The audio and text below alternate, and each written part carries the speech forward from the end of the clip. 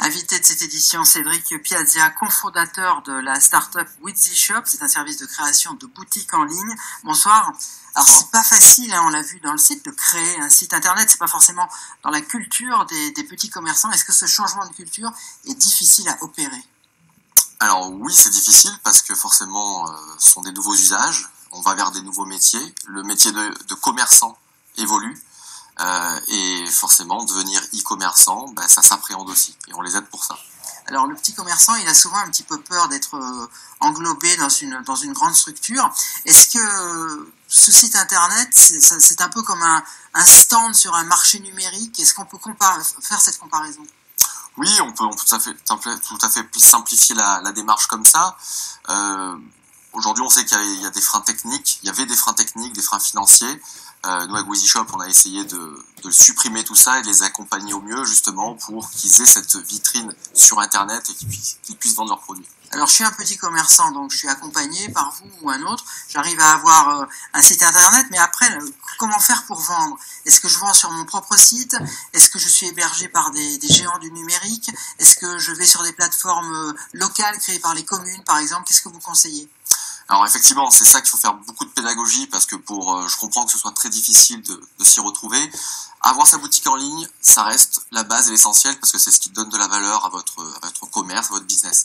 Ensuite, il y a des canaux de visibilité qui peuvent être des places de marché, Amazon, Cdiscount ou d'autres, et également profiter de places de marché mises en place par des mairies, des chambres de commerce, et avoir la possibilité d'avoir cette exposition-là, il faut en profiter. Est-ce que ce qu'on vit en ce moment, la crise sanitaire, va accélérer les choses? Ce que je veux dire, c'est est-ce que le petit commerçant, est-ce qu'il va en profiter, même si après tout redevient normal?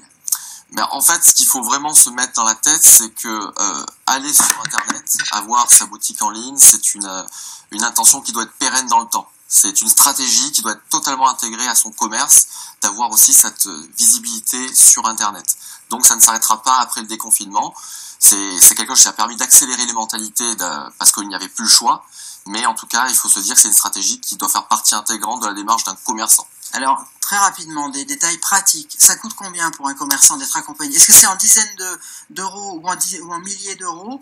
Et ensuite, est-ce que vous avez beaucoup de demandes là, en ce moment?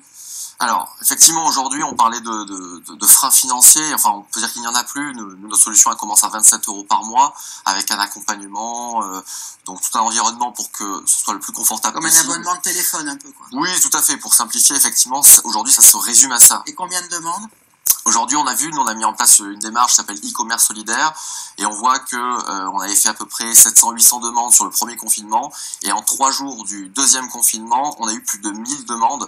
Là, on a dépassé les 2000 demandes qui font partie de cette démarche e-commerce solidaire qui s'adresse au commerce physique qui ont été malheureusement obligés de fermer. On va suivre tout ça en tout cas. Merci beaucoup Cédric Piazza.